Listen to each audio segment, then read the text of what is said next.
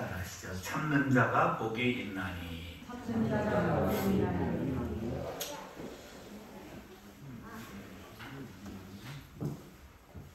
지금 우리가 쓰는 달력을 태양력이라고 그러죠. 태양력을 쓴 게 언제부터쯤 된 것 같아요? 우리가 태양력을 쓴 게 어르신들 소시적에는 태양력을 썼을까? 네. 근데 놀랍게도 이 태양력이요,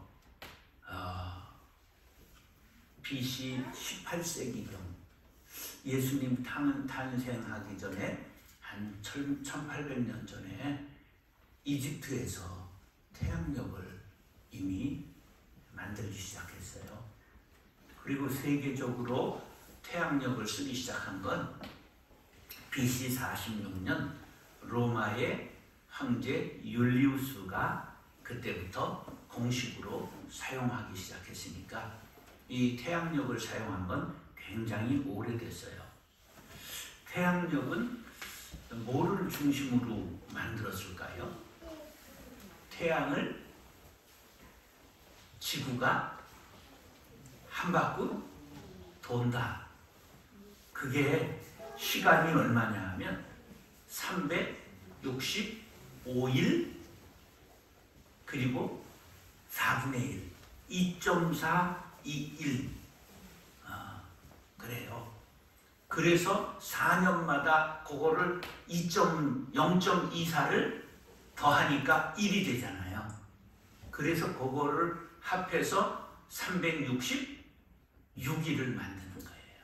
4년마다 한 번을. 그게 2월 29일이 되는 거죠. 우리나라는 역사에 보니까 1896년 고종 때 이제 태양력을 사용한다. 그렇게 선포를 했어요. 그러면 이 태양을 지구가 한 바퀴 도는 것을 뭐라고 그래요? 공전이라고 그러죠. 그러면 지구가 스스로 돌면서 가는 거는 아세요? 그러면 지구가 한 바퀴 도는 걸 뭐라고 그래요? 자기가 스스로 도는 걸 자전, 스스로 도는 거예요. 그거는 바로 24시간이 되는 거죠. 하루가 되는 거예요. 그래서 돌면서 태양을 볼 때는 낮이고 달을 볼 때는 밤이 되는 거죠. 그래서 공전과 자전이 계속 되면서 태양력이 이루어지게 된 거예요. 그런데 기독교 안에서는 교회력이라고 하는 게 있어요. 교회력. 그래서 교회에 절기가 있잖아요. 지금 교회의 절기 중에 아주 중요한 절기를 지내고 있는 마지막 주일이에요. 이번 주일이 이제 지나면서 뭐가 오죠? 성탄절이 오는 거예요. 그래서 예수님이 탄생하신 날을 기다리는 절기가 지금이에요. 그래서 기다린다고 하는 뜻을 한자어로 우리말로 뭐라고 그러냐면 대림절, 강림절 혹은 대강절, 그게 같은 뜻들인데 대림이라고 할 때 대, 그것은 기다릴 때, 림은 바로 임한다는 뜻이죠. 임한다. 그래서 예수님이 임하시는 걸 기다리는 절기를 대림절, 대강절은 강림하시는 분을, 하늘에서 오시는 분을 기다리는 절기, 그런 뜻이고, 그 다음에 강림절은 내리셔서 우리에게 오시는 분을 기다린다.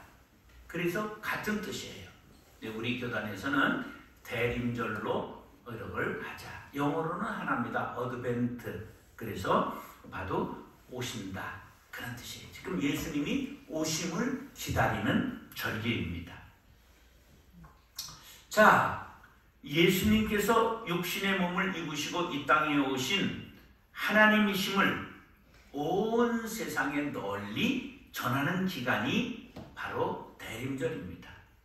그래서 성탄절 우리가 뭐 선물 받고 케이크 자르고 축하하고 그런 거 이전에 이 땅에 하나님이 인간의 몸을 입고 오셨습니다 하는 것을 전하는 절기가 바로 대림절의 의미이지요. 대림절은 어떻게 시작되느냐 하면 성탄절 네 번째 전주일부터 시작해서 촛불을 켜는데 처음에는 보랏빛, 오늘 제가 이게 보랏빛 옷을 입었잖아요.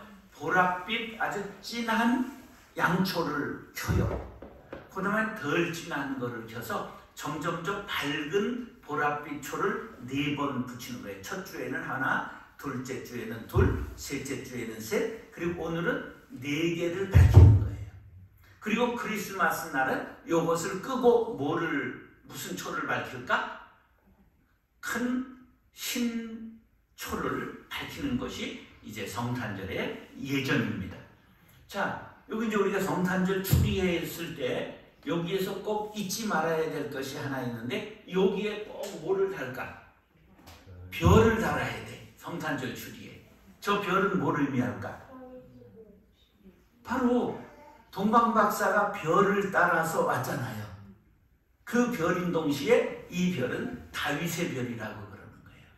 다윗의 동네에서 누가 태어나셨어요? 바로 구주가 태어나셨으니 곧 그리스도 주십니다. 그래서 이걸 다윗의 별이라고 그러고 성탄절 추리에는 이 별이 이렇게 들어가야 돼요. 그러니까 그런 상징이 기독교에 상징이 하나 둘 들어있는 것입니다. 그래서 이제 기다림을 강조하는 절기가 바로 대림절인데 그 대림절의 오늘 마지막 주일이 오늘 되겠습니다. 그래서 초대교회에는 서로 인사하는 인사말이 있었는데 그 인사말이 뭐였냐면 마라나타 그런 말이었어요. 마라나타가 무슨 뜻인 줄 아시죠? 주 예수여 어서 오시옵소서. 왜? 요한계시록 22장 20절이 어떻게 끝나죠? 아멘 주 예수여 오시옵소서. 그래서 초대교회 성도들은 간절하게 예수님이 재림하실 것을 기다렸다 그런 말이에요. 지금 우리들은 예수님을 기다려요. 코로나가 끝나기만 기다려요. 우리 그리스도인들의 믿음은 바로 예수님 어서 오시옵소서 그것을 기다리는 마라나타의 신앙이 있어야 하는 것이죠. 자, 이렇게 교회의 절기는 어느 곳으로 시작하느냐 하면 대림절로부터 시작합니다. 교회력이 있다고 했잖아요. 교회력은 바로 그러니까 대림절 첫째 주일부터 교회력은 시작되는 거예요. 그래서 대림절의 주제는 기다림. 그래서 우리는 우리의 사모하시는 주님을 기다리는 절기 대림절을 보내고 있다. 베들레헴 말구유에 탄생하신 주님께서 우리의 마음에 성탄하시는 절기가 될 수 있어야 합니다. 왜 우리를 인류를 구원하러 오시는 하나님의 아들 예수님께서 구유에서 나셨을까? 첫째, 여관비가 없어서. 그때 호적을 아우구스티누스 황제가 호적령을 내려가지고 전부 자기의 본 아버지의 고향으로 가서 호적을 하러 갔어요. 그래서 사람들이 이동하고 방을 전부 쓰고 있었기 때문에 방이 동나서 뭐 이런 것이 표면적 이유일 수 있으나 바로 인류를 구원하기 위해서 오시는 예수님은 우리의 고난을, 우리의 가난을, 우리의 아픔을, 배고픔을 체휼하기 위해서 바로 구유에서 태어나셨다.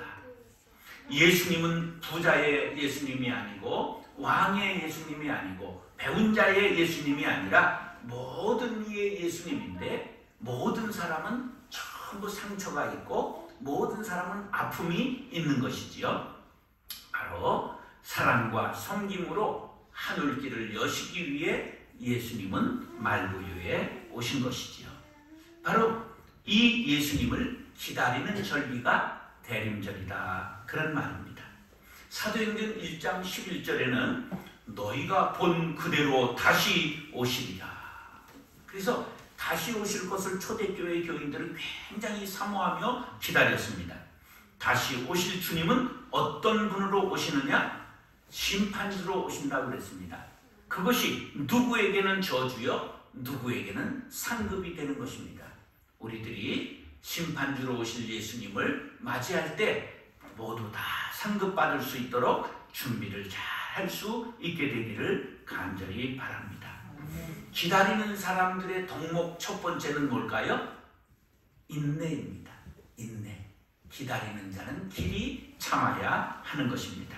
사랑하는 형제 자매 여러분, 마음을 깨끗하게 마음의 구유에 예수님을 모시기 위해 길이 참고 예수님을 맞이하는 슬기로운 다섯 처녀가 될 수 있기를 예수님의 이름으로 축원합니다.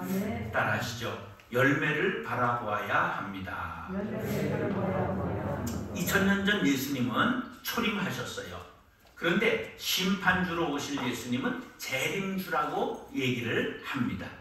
초림 때 사정은 어땠느냐 하면 로마의 속국이었습니다. 그래서 얼마나 어려움을 겪었는지 몰라요.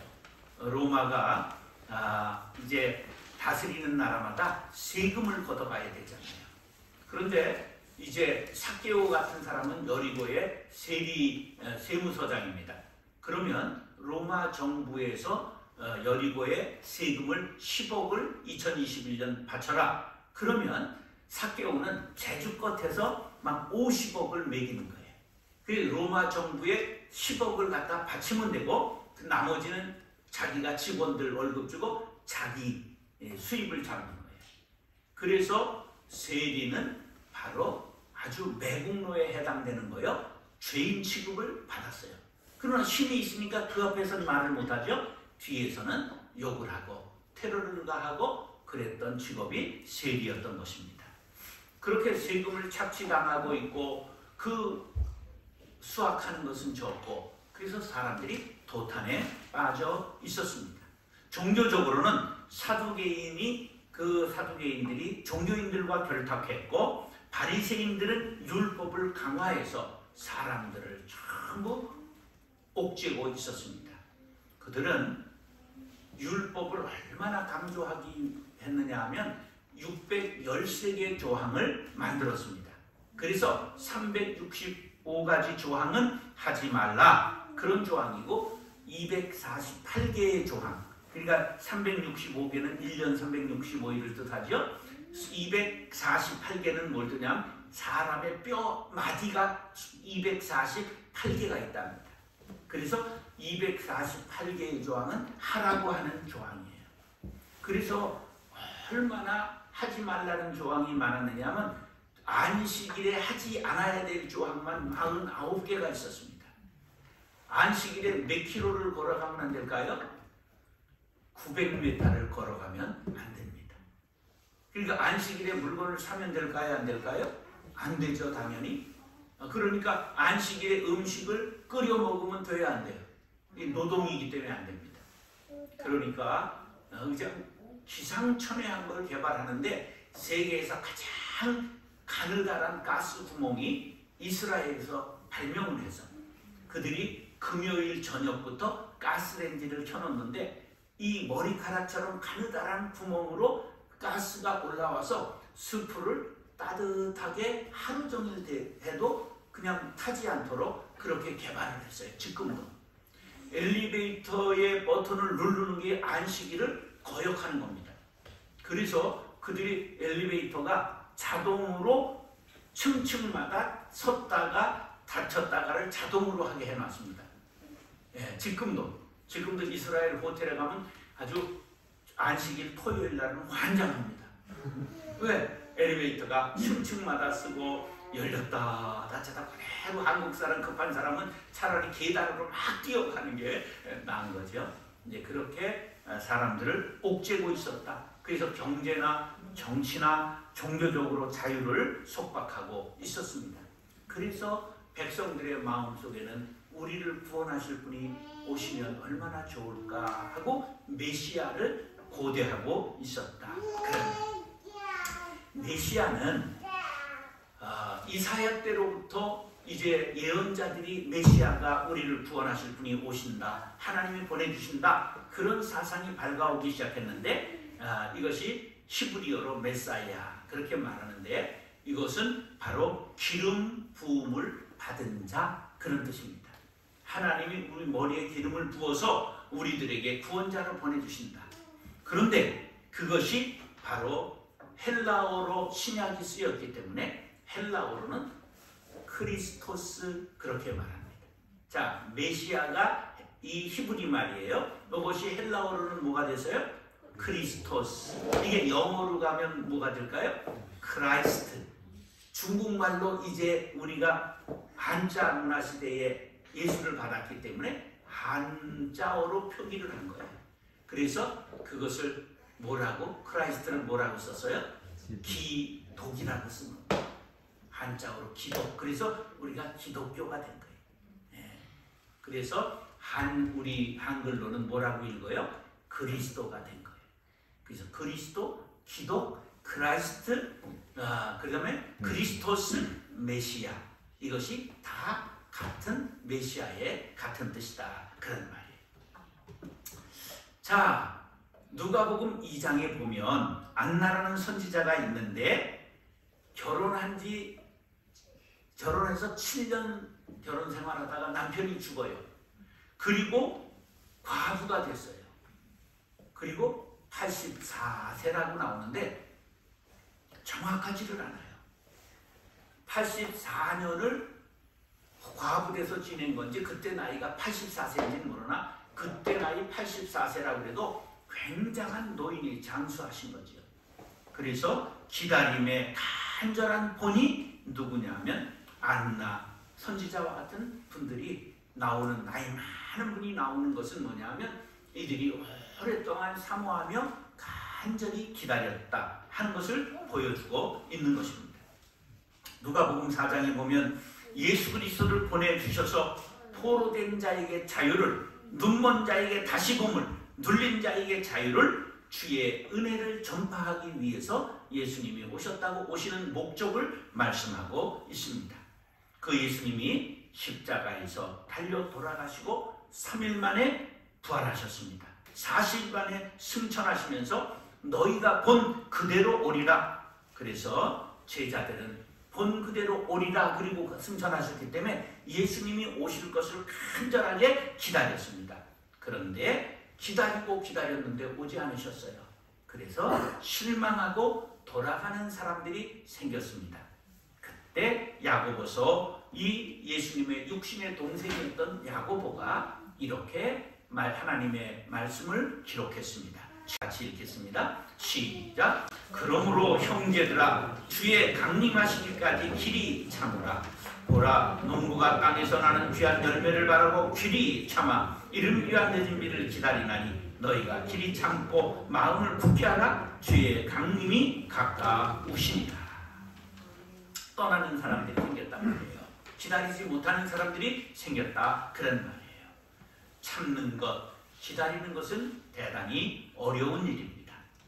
에수라고 하는 1940년 그 배경으로 나온 영화인데 워터루 브릿지라고 하는 그 다리에서 이제 그 내용을 다루고 있는데 아주 유명한 영화였지요. 세계 1차 세계대전을 배경으로 하는데 런던 이제 워터루 다리에서 그 로이 대위가 휴가를 나왔다가 그냥 공습이 경보가 있어서 피했다가 마이러라고 하는 여인을 만나요. 그래서 애인이 되었어요. 그런데 그가 이제 전쟁에 참전했다가 그 마이러라는 여인이 신문을 보니까 그 자기 로이 그 애인이 전사했어요. 전사자 명단에 이름이 나온 걸 보고 이가 비통에 빠져 있다가 생활이 어렵고 하니까 몸을 파는 여인이 되어서 이제 하루하루를 살다가 거리를 하루 지나가는데 군인이 가는 걸 언뜻 보는데 자기 애인 로이가 살아서 걸어가는 것을 보게 됐어요.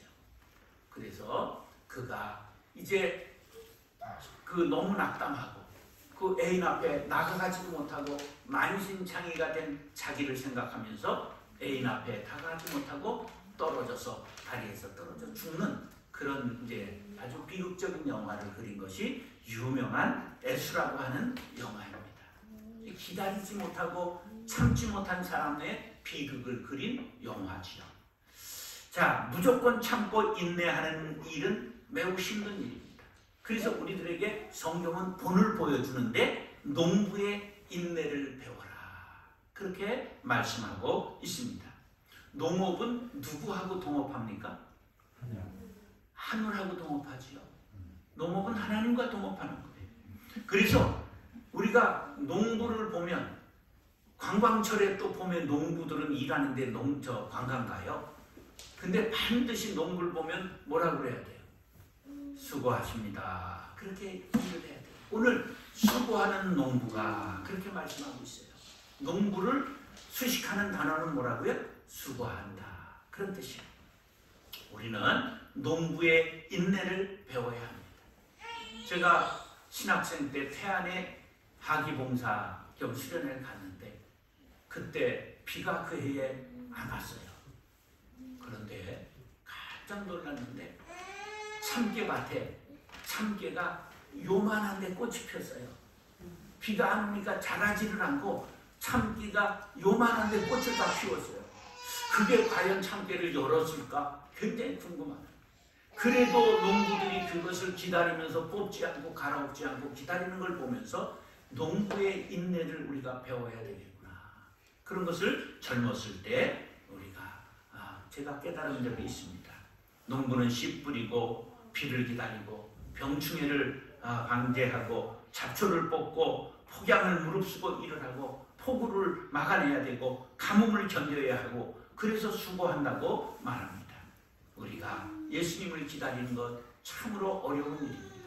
코로나가 끝나기를 기다리는 것도 매우 어려운 일입니다.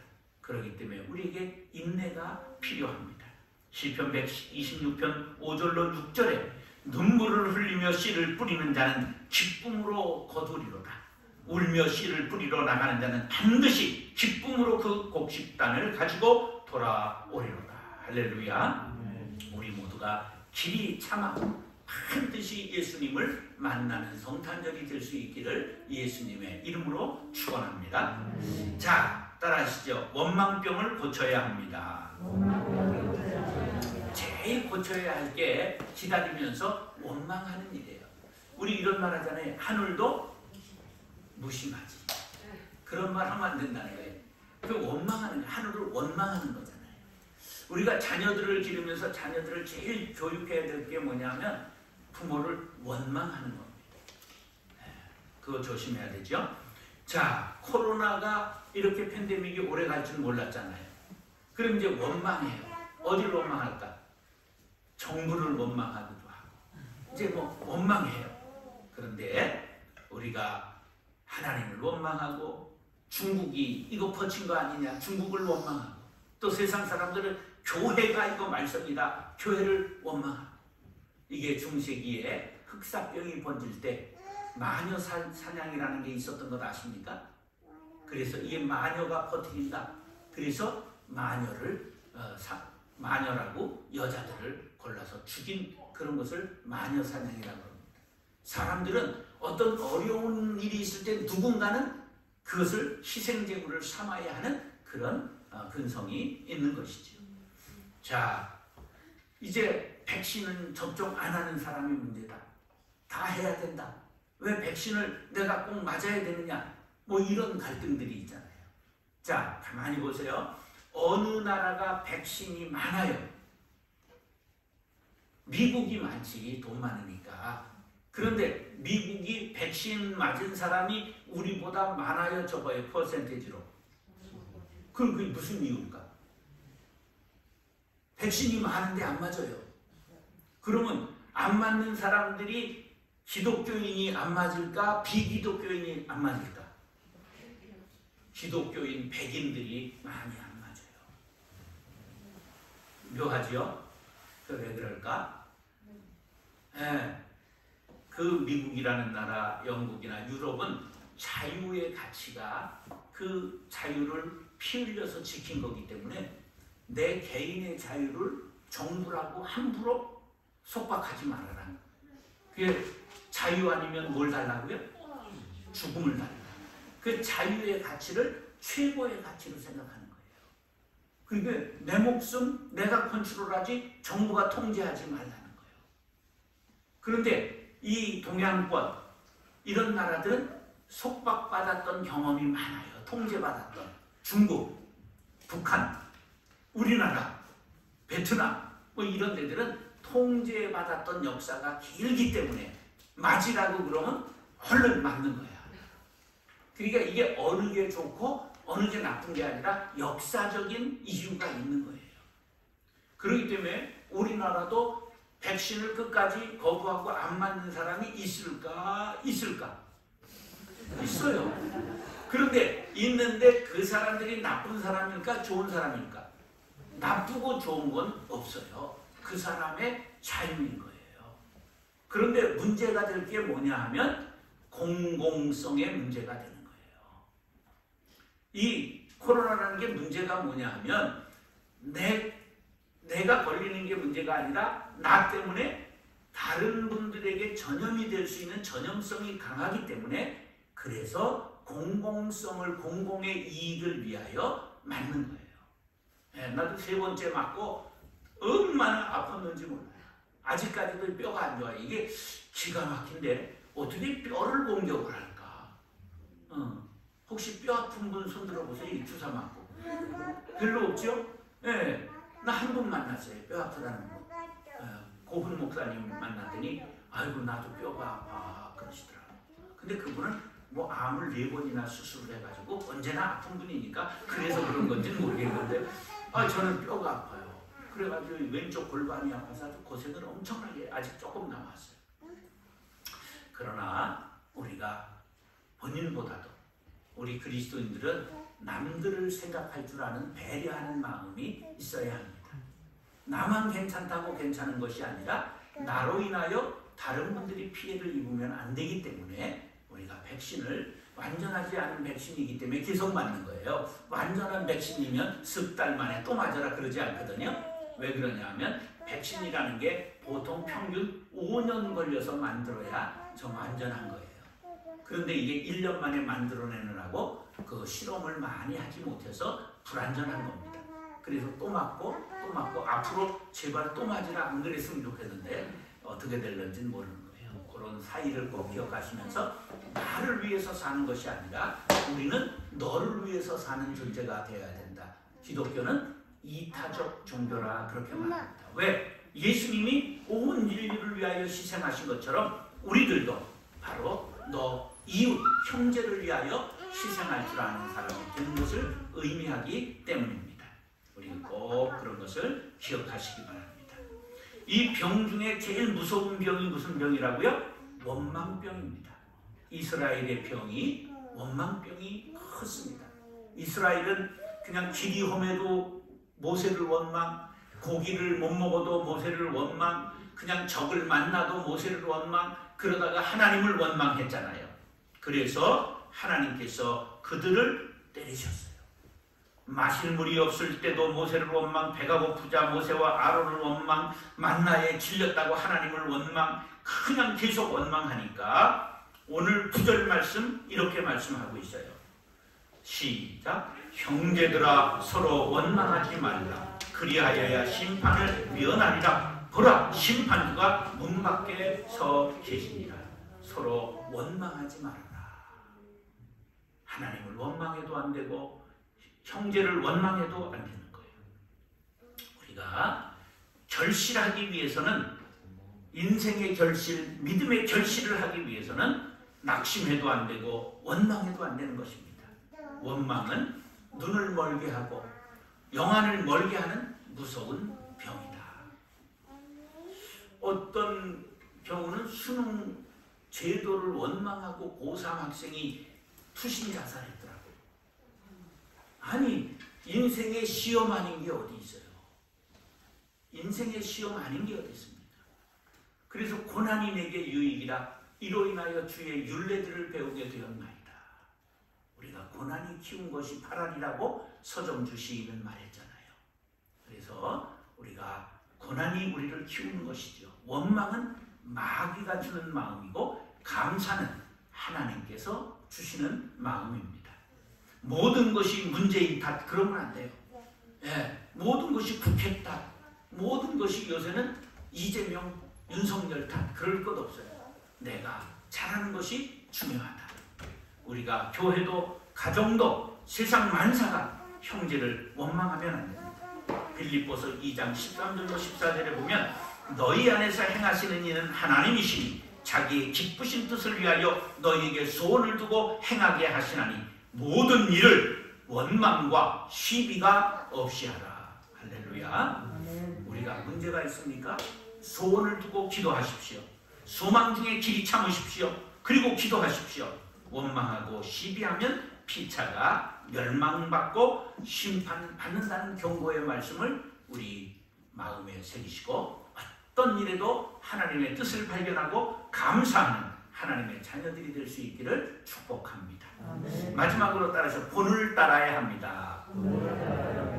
자, 인내의 방법이 오늘 성경은 뭐라고 가르치느냐 하면 10절로 11절에 나와요. 시작! 형제들아 주의 이름으로 말하는 선지자들을 고난과 오래 참음의 본을 삼으라. 보라, 인내하는 자를 우리가 복되다 하나니 너희가 욥의 인내를 들었고 주께서 주신 결말을 보았거니와 주는 가장 자비하시고 긍휼히 여기시는 이시니라. 아멘. 자, 본을 받으라. 선지자들을 고난과 오래 참음의 본을 삼으라. 그러면서 밑에 고난의 대명사인 그 인물이 하나 등장하고 있잖아요. 누가 나와요? 욥이 나오잖아요. 욥의 인내를 우리가 본받으라고 말씀하고 있는 것입니다. 욥의 고난을 생각해보면 우리가 당하는 고난은 조적지혈이지요. 세 발의 피라 그런 말이죠.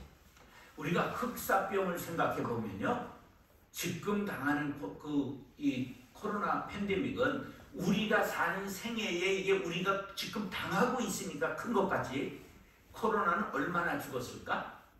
유럽 인구의 3분의 1이 죽었습니다.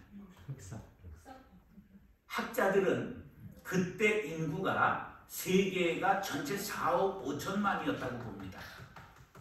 그런데 1억 명이 죽었다고 봅니다.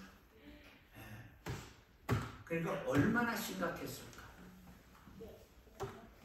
그러니까 우리가 지금 겪는 것만 전부가 아니라 역사에 그런 일들이 많이 있었어요.